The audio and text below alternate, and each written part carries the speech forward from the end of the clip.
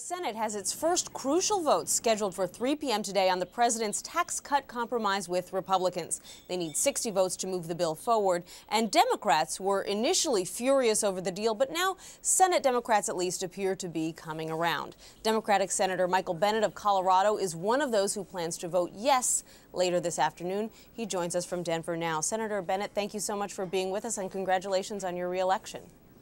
Thank you. Thank you for having me. Absolutely. You have said that you have reservations about this deal, but that you are going to vote yes anyway. Yeah.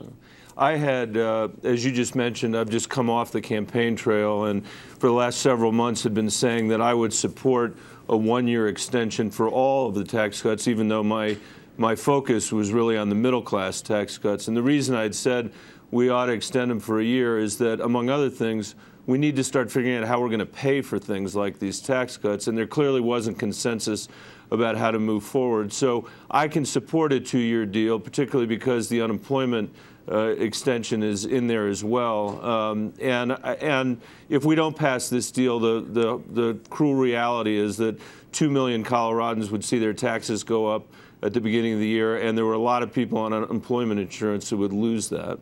You talked about the cost. The Congressional Budget Office released its estimate of the cost of the bill on Friday, $857.8 billion. Do you think that you'll be in any position in 2 years to be able to change this and to succeed at reducing eliminating the tax cuts for the wealthy Americans that you weren't able to do this time?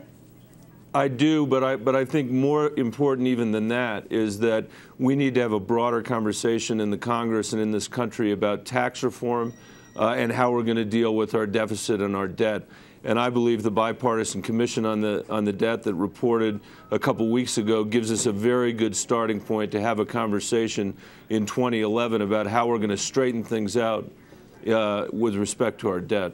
You're there in Denver right now. What has the reaction among your constituents been to this tax deal? Are they just relieved that taxes aren't going to go up for anyone?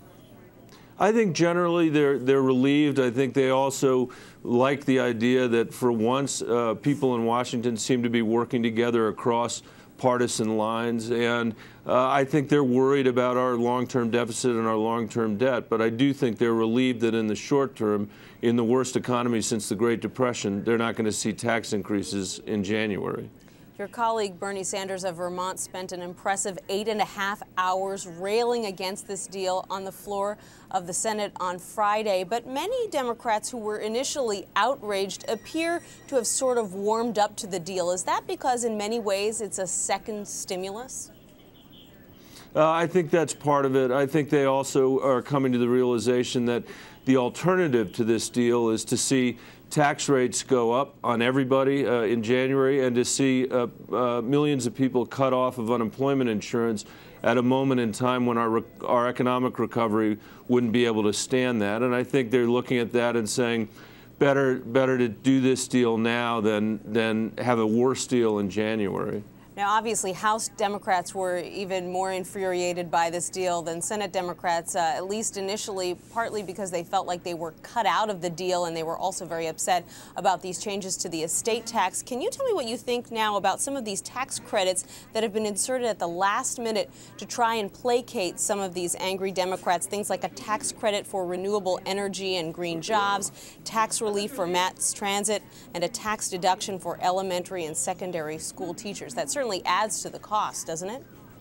It does add to the cost, and also, you know, the reaction of people in Colorado to some of this is that they don't like what they look at as backroom deals, and I don't particularly like that either. I'm glad to see the tax credits for renewables in there because our greatest job growth in our state has been from the clean energy economy, and we need to keep that going. But we need to be doing these kinds of things in the light of day, in public view, and we need to give people confidence that these aren't just one-off deals, that we have a compelling theory going forward about how we're going to pay for our government and also pay down our deficit and our debt.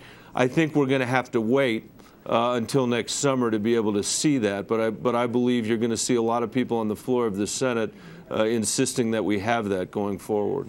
Senate Republicans said they weren't going to vote for anything until this tax deal was taken care of. Now that you're voting this afternoon, what do you think that the prognosis is going forward over this next week on things like the DREAM Act and START and Don't Ask, Don't Tell? You really don't have much time left if you want to pass some of these priorities. Yeah, and I'm obviously not in charge of the schedule. I'd love to see all three of those pass. Certainly the START treaty is critical. I think there's a majority in the Senate to repeal Don't Ask, Don't Tell and to pass the DREAM Act. I support both of those, and I think we ought to do our work. If it takes us over the weekend and into Christmas, we ought to be willing to stay there and do it. There are a lot of people that are working harder than that right now and trying to figure out how to put some presents under the tree in the most savage economy since the Great Depression. The least we could do is do our work. Got it. Well, Senator Michael Bennet of Colorado, thank you so much for joining us right before you hop on a plane to head back here to Washington. I hope you're not going through Minneapolis today. No, we're flying direct and I got to go. So okay. Thanks for having me. Great. Thank you.